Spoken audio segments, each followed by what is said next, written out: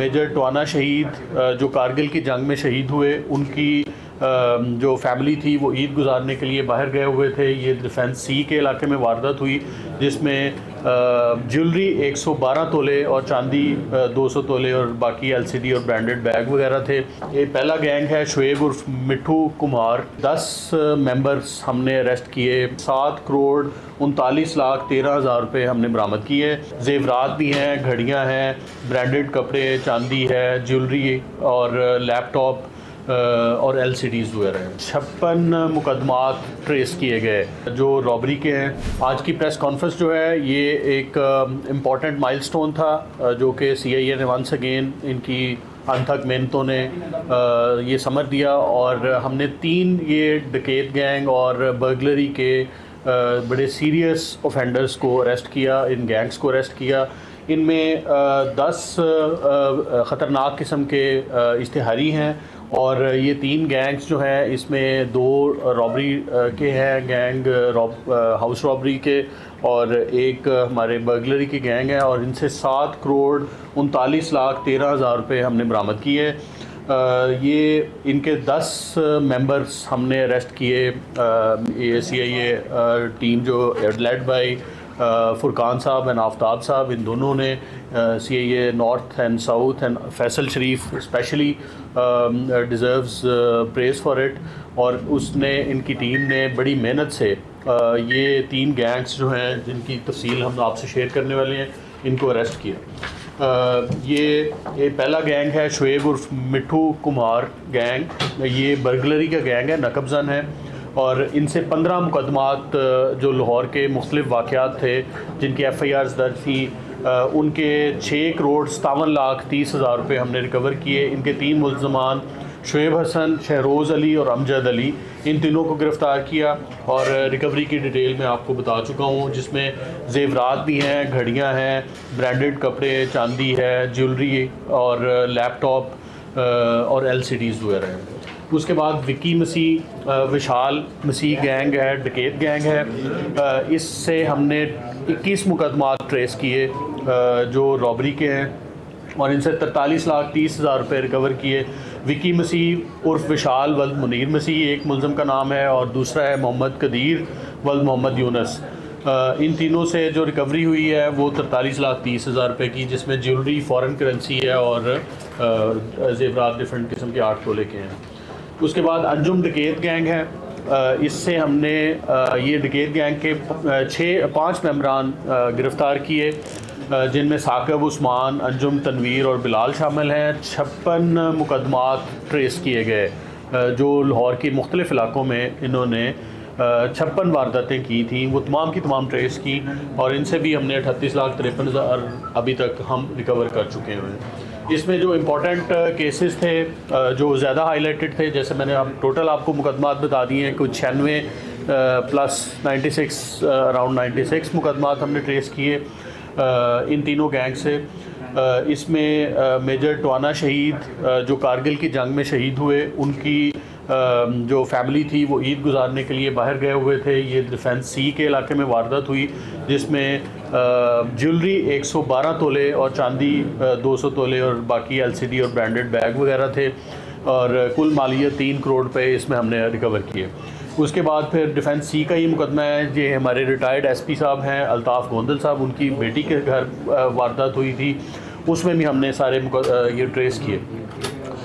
Doctor Adnan साहब हैं, इनकी भी एक वारदात हुई और उनके भी तमाम हमने मुल्ज़मान अरेस्ट किए और उनके ट्रेस किया गया और रिकवरी की। उसके बाद एक बिज़नेसमैन है लियाकत अली, उनके घर, उनकी पाइप फैक्ट्री में ये हुई वारदात और उनको हमने ट्रेस किया। हमारी जो टीम है फैसल शरीफ DSP मॉडल टाउन CIA और इनकी जो टीम है अफजाल डोगर वगैरह और हम इनके जो सुपरवाइजरी रैंक्स हैं, ये इन्होंने बहुत मेहनत की। आपको पता है ये रॉबरी, बर्गलरी के केसेस जो हैं वो ब्लाइंड होते हैं और ब्लाइंड केसेस को लीड्स के ऊपर काम करके टेक्निकल और ह्यूमन इंटेलिजेंस से बड़ी मेहनत का काम है जो इन्होंने किया। इनके लिए CC1 सर्टिफिकेट और अप्रिसिएशन लेटर हम रेकमेंड करेंगे, कैश अवार्ड इनको देंगे। तो वंस अगेन बहुत बहुत शुक्रिया आपका। ये अगर कोई क्वेश्चन हो इसके मतलब तो आप, I am open two questions. Recovery आपके साथ हमने शेयर की हुई है, ये बाहर मौजूद है। आप अगर उसकी भी वो देखना चाहते हैं या मुद्दई जो है उनका इंटरव्यू करना चाहते हैं। लाहौर के जो डिफेंस का एरिया ना, उसकी एक बड़ी प्रॉब्लम है जो नौकरानी है। हाउस रॉबरी में 99% नौकरानी है। अब लोग वहाँ पे मना नहीं हो रहे, प्रॉब्लम बहुत ज़्यादा, नौकरानी मिलती नहीं है।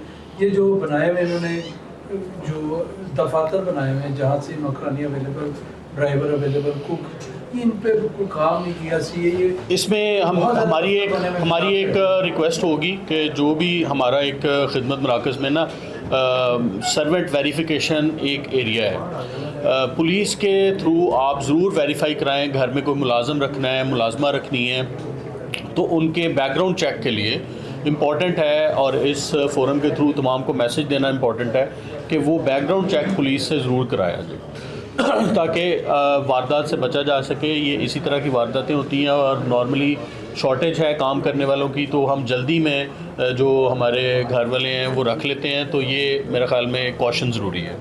डॉक्टर अदनान है कि वही है क्योंकि मियां नवाज शरीफ साहब के कंसल्टेंट जी एग्जैक्टली वही उनके घर जो वारदात जी। अच्छा इमरान साहब, इसमें ना क्योंकि कैंट ABC जो थाने हैं यहाँ पर बड़ी वारदात होती है, आप क्या समझते हैं कि ये गैंग पहले भी वारदातें करता था और अब ये पकड़ा गया? अब क्योंकि मेन यही था कि वहाँ पे ये घोड़ों पे डिफेंस एरिया C में ही वारदातें करते थे, अब ये पकड़ा गया, आप क्या समझते हैं कि उस इलाके में अब सुकून होगा? काफ़ी हद तक, चूँकि मैंने बताया 100 के करीब वारदातें हमने ट्रेस कर ली हैं, उससे केस प्रोसिक्यूशन का इम्पोर्टेंट बनाना ज़रूरी है ताकि इनकी कन्विक्शन हो अदालतों से, वो हम करेंगे कोशिश।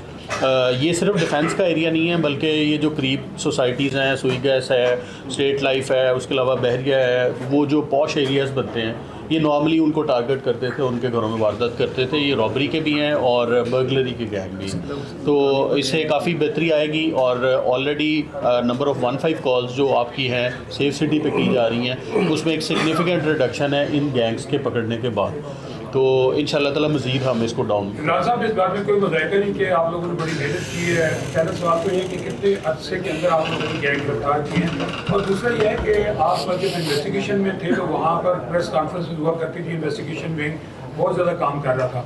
अब इन्वेस्टिगेशन असरदार से कोई ना प्रेस कॉन्फ्रेंस है ना उनका कोई काम नज़र आ रहा है। लगता है कि अब CAA में आपने आगे माशाल्लाह काम शुरू कर दिया है।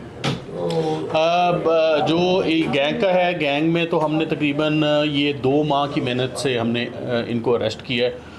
हमारी टीम्स तकरीबन 2 माह से छोटे छोटे एविडेंसेस पे इस पे काम कर रही थी। बाज़ दफ़ा बड़ा क्लोज मिस हुए, लेकिन हम उस पर मुस्तकिल मिजाजी से ये मेहनत करती रही हमारी टीम, तो उसको अरेस्ट किया।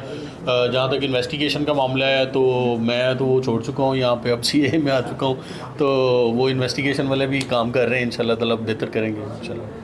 अच्छा इमरान साहब, एक सवाल है कि जो रिकॉर्ड याफ्ता हैं, कानून में भी है कि उनकी जायदादें ज़ब्त की हैं, आया कि ये जो रिकॉर्ड याफ्ता पहले भी आपने पकड़े हैं, आप भी पकड़े, इश्तेहार भी पकड़े हैं, तो इनकी जायदादें ज़ब्त करने के लिए कोई देखें, इसमें जो रिकवरी है वो हम कोशिश ये करते हैं कि जो ओरिजिनल स्टोलन प्रॉपर्टी है वो रिकवर की जाए, क्योंकि वो सिर्फ स्टोलन प्रॉपर्टी नहीं होती, वो हमारा एविडेंस होता है।